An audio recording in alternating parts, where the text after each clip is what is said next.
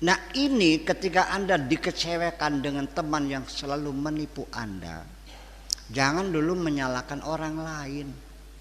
Sebab bagaimanapun the law of attraction itu, atau qanunul jazb kata bahasa Arabnya, the law of attraction itu berawal dari diri kita sendiri.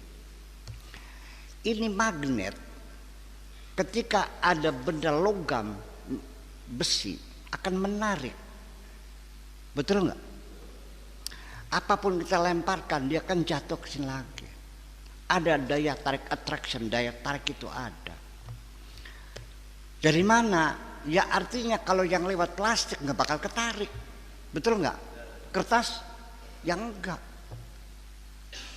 Apalagi logam tapi tidak mengandung ini, seperti aluminium ya enggak ya? Memang enggak bisa, tetap aja. Atau ada dua magnet yang bertentangan, didekatkan susah, dia mental kan gitu. Nah ini karena kedua ada magnet. Nah makanya jadi kalau Anda ini sering sekali mendapatkan teman, kita menyebutnya kebetulan. Awalnya Anda itu di PHK di suatu perusahaan, sedih nggak? Sebabnya perusahaannya bangkrut. Bukan terima aja. Jangan mengatakan ya Tuhan apa salah. Aku bekerja dengan jujur, dengan ikhlas, dengan ya artinya waktu kita datang tepat waktu, pulang atau pekerjaan saya profesional. Jangan mengeluh. Oke? Sampai Anda diberhentikan. Secara kebetulan naik kereta api ke Cirebon, dari Cirebon ke Jakarta, duduk bersampingan dengan seseorang. Dia cerita memerlukan seorang pegawai yang kriterianya seperti ini. Kebetulan kan? Dan Anda juga kerjanya di situ. Nyambung nggak? Tetapi si bos ini mau cat pegawainya itu cari alasan nggak ketemu. Kalau alasan malas kan tidak manusiawi kalau dipecat tuh, ya kan? Ada pelanggaran dong. Kebetulan si anak yang itu tidak pecat tapi dia mengundurkan diri. Kebetulan enggak? Akhirnya mendapat ternyata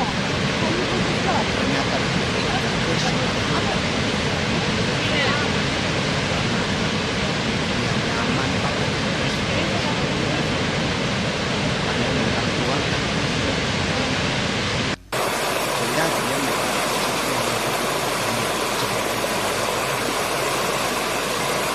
yang jadi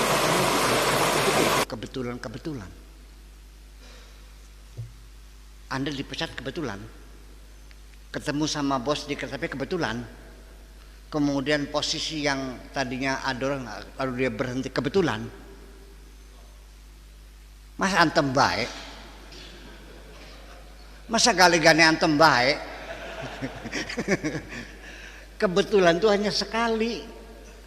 Kalau berkali-kali mah tidak kebetulan, memang itu diprogram oleh Allah seperti itu. Di dunia ini tidak ada kebetulan. Dunia ini selalu tunduk pada undang-undang alam. Namanya hukum kausalitas, sebab musabab. Betul nggak? Hanya Allah sebagai prima causa yang tidak tunduk dengan asbab musabab. Ada sebabnya. Itulah makanya namanya kebetulan itu, bahkan kadang-kadang kita mendapat sesuatu yang sangat berharga secara kebetulan itu lebih membahagiakan daripada kita mencapai sesuatu yang direncanakan. Kaget iki senengnya, masya Allah, betul nggak? Lain halnya kebetulannya sudah terlambat. Aduh, jadi penyesalan. Nah itu. Sudah ketemu sama cewek, sudah pacaran, sudah namanya ngelamar, kan gitu. Begitu untuk penentuan kapan kawinnya, baru ketemu sama ibunya, ternyata lebih cantik ibunya. Aduh, kenapa nggak ibunya aja? Itu kebetulan yang menyesakkan dada itu, Pak. Ada. Begitu ngeliat ibunya, ternyata anaknya kelihatan jelek dibandingkan ibunya sih. Jadi perempuan kalau dibandingkan yang lebih cantik kelihatan jeleknya. Kalau dibandingkan yang lebih jelek kelihatan cantiknya. Betul nggak? Itu hukum alam. 50 derajat Celcius, 30 derajat Celcius, ini 10 derajat Celcius, 10, 30, 50. Celupin tangannya dari 50, pegang ke sini, adem nggak? Oke, Anda pegang sini, pindah sini, adem nggak? Udah, satu lagi dari yang 10 pindah 30, panas nggak? Ini akan panas kalau dibandingkan dengan yang 10. Betul nggak? Ini pun akan lebih panas kalau akan lebih dingin kalau dibandingkan dengan ini kalau kitanya dari sini dulu. Jadi tergantung pembandingnya. Makanya kalau membanding jangan yang dengan yang lebih cantik. Nanti kau tidak bersyukur kepada Allah.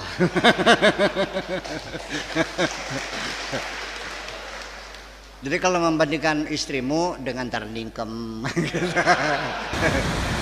dengan gitar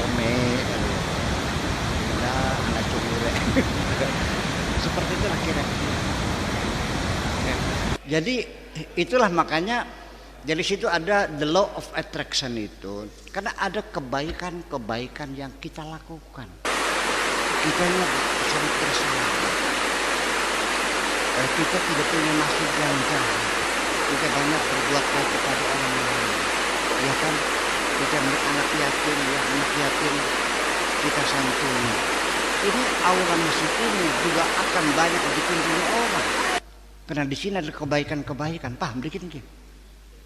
Percaya enggak? Begini dah.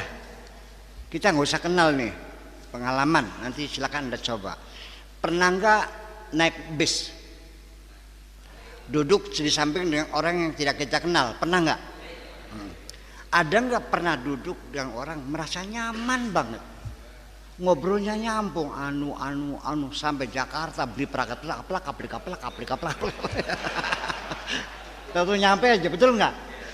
Kadang-kadang kita juga nggak nyaman, gelisah ini. Nyapa juga kita nggak berani, dia juga cuek aja, nggak sapa-sapaan kok. Malah kita nggak betah, sampai pulang-pulang capek ini duduk nih, betul nggak? Nah, situ ada sesuatu. Maka kebaikan-kebaikan yang kita lakukan pada sesama itu menambah aura kita, membawa daya tarik kita. Iya, ya, the law of attraction, karena kebaikan-kebaikan. Orang yang celamit pengen dikasih aja, mukanya lain dengan orang yang dermawan, beda. Kan menyemangit Reno kalau menyejukkan. Itu makanya jadi kita dalam hidup bermasyarakat tidak bisa tidak, karena kita ini dari dua, ada energi dan ada materi. Ini dalam antara energi dan begini, setan itu ciptaan energi. Walakan jana min nar atau minaris samum, bara api yang paling panas yang ada di pusat titik api itu.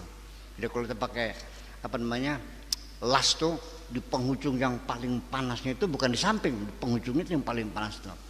Minaris samum. Tapi kalau Adam dari tanah. Khalaqtani minarin wa khalaqtahu min tin. Setan dibuat dari energi dan kita dibuat dari materi. Oleh karena dia itu energi, maka dia tidak terikat dengan dimensi ruang. Betul nggak? Tidak terikat dengan dimensi ruang dan tempat. Ya, hanya dimensi waktu. Waktu pun juga sesuai dengan dimensi energinya. Kalau kita kan terikat dengan ruang dan waktu. Nah, di samping itu Tuhan buat energi yang negatif, namanya setan. Tapi juga Allah bikin energi yang positif, namanya malaikat.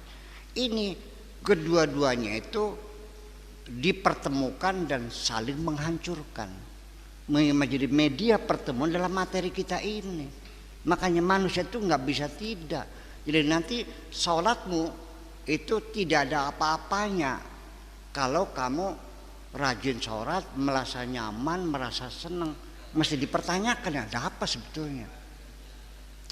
Yang hebat itu adalah ketika dua energi di situ saling menghancurkan dan di situ membangun satu kesemangatan yang luar biasa.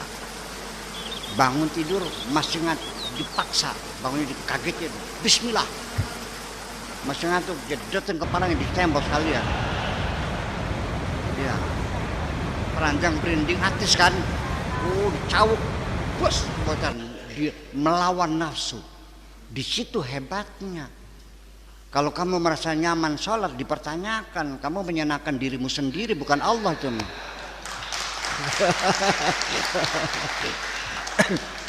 Itulah, jadi kita selama kita hidup, percayalah bahwa positif dan negatif itu selalu bertemu dan saling menghancurkan tanpa ada jeda waktu ketika masing-masing menghancurkan melalui media materi kita ini. Maka disitulah kehebatan kita terletak pada pertarungan antara positif dan negatif. Terima kasih. Yuk kita buka tanya jawab.